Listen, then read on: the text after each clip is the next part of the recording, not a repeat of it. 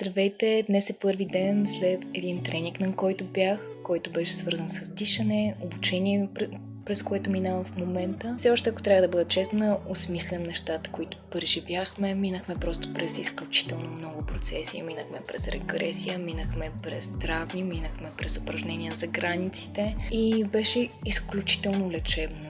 Колкото и дълго да работи, аз вече с години се занимавам с такива практики, които да преминават през мен.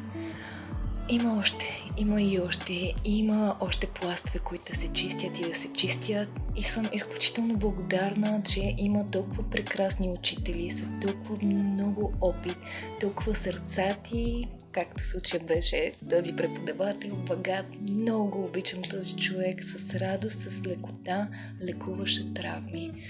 И в момента все още съм в такъв процес. Леко душата ми все още не е пристигнала. Още обработва нещата, които се случиха, защото бяха много силни.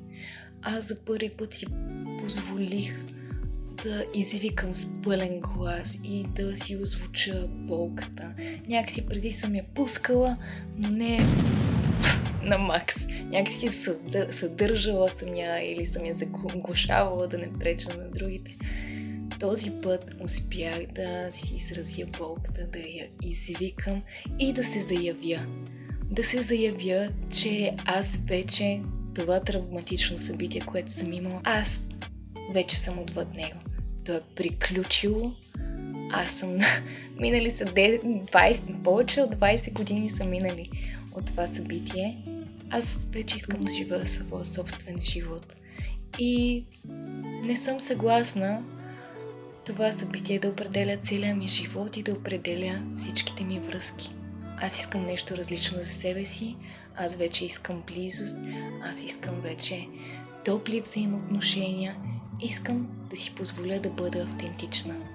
Така че благодаря, че беше тук и ме изслуша и ще се радвам да продължим заедно пътя към автентичността. До нови срещи!